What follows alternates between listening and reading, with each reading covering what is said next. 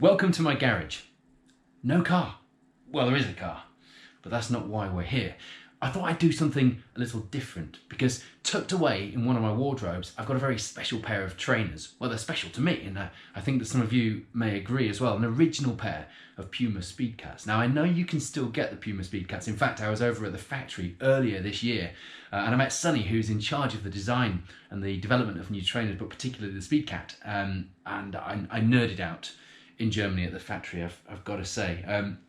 So I do wear a current pair of Speedcats, and I bought them myself, and I love Speedcats. This isn't a promo, but these original ones are just something a little bit different. So I thought I'd get them out of the box because they haven't seen the light of day for years since they were bought. In fact, these ones came from America because you can't get, and you couldn't get even at the time when I bought these, the original ones with the cat on the nose and the original leather Puma dash down the side. So without further ado, I'm going to do something I've never done before. I always thought it was a bit naff, and it probably is. I'm going to unbox a pair of trainers on my YouTube channel, on the bonnet of my 1971 Clan Crusader.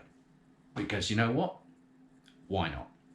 So one thing I really like about Puma products is how they're always branded so nicely. I've been very lucky in recent years in that Puma have sent me a few bits and pieces to try from their new collections. But as I say, I bought these myself. This is not a promo. This is me fanboying about a pair of trainers that I've worn for, God, it must be 15, probably half my life. As a kid, watching motorsport, wanting to drive rally cars and racing cars, you had to have a certain type of footwear. And for me, the Puma Speedcat, or the race cat, which is the competition equivalent, was it.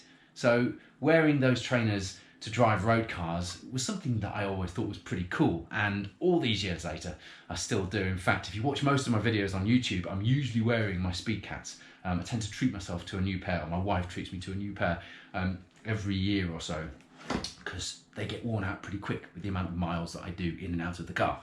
So here we go. I like the way that Puma present things, and I don't know if you can see this, but there's some really nice kind of Puma embossed tissue paper. It's the little things, isn't it?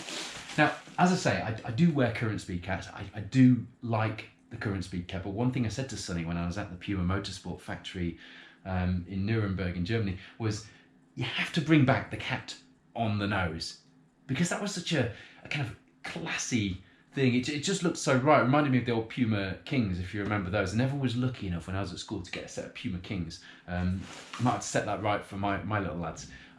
But on these, you can see that the Puma on the nose just gives the shoe that kind of racing shoe look, doesn't it? And the other thing I like about the original ones is they had leather on the Puma dash down the side. So the new ones have suede. The body of the trainer is suede, and the new ones have got a suede dash as well, which is fine. But when you're heeling and towing and you're using your trainers a lot when you're driving, if you do that, you tend to get them marked quite easily. So the white dash becomes a grey dash with a bit of black mixed in for good measure off the pedals if you're driving in them a lot. So I like the leather sides on these. One thing else that I also noticed on the original Speedcats compared to the new ones, and I haven't had these out of the wardrobe or out of the box for a number of years, is how kind of soft and race shoe-like the upper is. Now, I'm not sure if there's anything technical about that. I'll have to check with my friend Sonny at the factory. But they seem to be a lot more soft, a lot more kind of race sneakerish, if you like, compared to the new ones, which seem to be a lot stiffer, a lot firmer at the top. They've still got the heel tread at the back. They've still got the same kind of tyre tread sole, which the new ones have got. But you can see that the Puma embroidery is really kind of quite distinctive. The new ones have got a gold Puma down the side with some dashes on it from memory. I should have brought some new ones along, shouldn't I, to show you the difference. But yeah, so these are an original pair of Puma Speedcats. I wish you could still get them just like this, because it is the little details, and this is how, when I was a young petrolhead, this is how shoes made for driving should look. Pretty cool. That's it. A trainer review on my YouTube channel, unscripted at that.